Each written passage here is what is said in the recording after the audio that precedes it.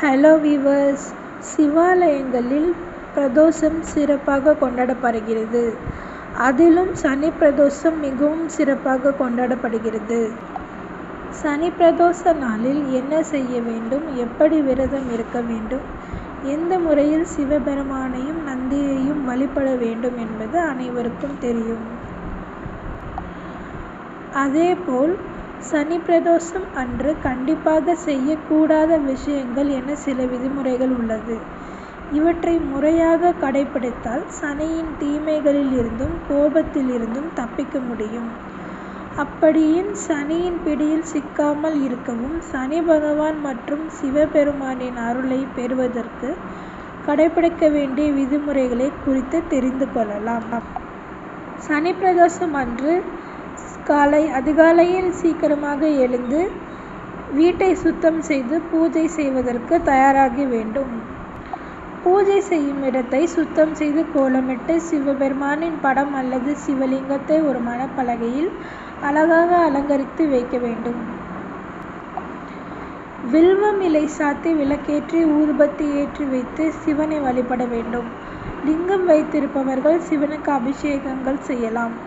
சனி பிரதோஷம் அன்று சிவ பூஜை செய்யும் போது வடக்கு அல்லது கிழக்கு அல்லது வடகிழக்கு திசையில் பார்த்து அமர்ந்தவாறு செய்வது மிக மிக சிறப்பானதாகும். சனி பிரதோஷம் அன்று உணவை தவிர்த்து உபவாசமாக இருந்து வெறும் பழங்கள் மட்டும் சாப்பிட்டு விரதம் இருக்க வேண்டும். முற்றிலுமாக உணவை தவிர்த்து உபவாசம் இருக்க முடிந்தவர்கள் இருக்கலாம். இதனால் உடலிலும் ஆத்மாவிலும் இருக்கும் கழிவுகளை அகற்றப்படும். சனி பிரதோஷம் அன்று அசைவம் போன்ற உணவுகளை தவிர்க்க வேண்டும். சனி பிரதோஷம் அன்று இத்தகைய உணவுகளை சாப்பிடுவதால் சனி பிரதோஷ வழிபாட்டின் பயன் நமக்கு கிடைக்காமல் போவதுடன் சனியின் கோபத்திற்கு ஆளாக வேண்டியிருக்கும். கோபம், பொறாமை, பழிவாங்கும் உணர்ச்சி போன்ற தீய எண்ணங்களை தவிர்க்க வேண்டும். அதேபோல் பொய் சொல்லுவது, ஏமாற்றுவது, வன்முறையில் ஈடுபடுவது போன்ற மற்றவர்களை புண்படுத்தும் செயல்களிலும் ஈடுபடுவதால் சனி பகவானால் ஏற்படும் பாதிப்புகள் அதிகம். வயதானவர்கள், உடல் நலிவுற்றவர்களை மரியாதை குறைவாக நடத்தக்கூடாது.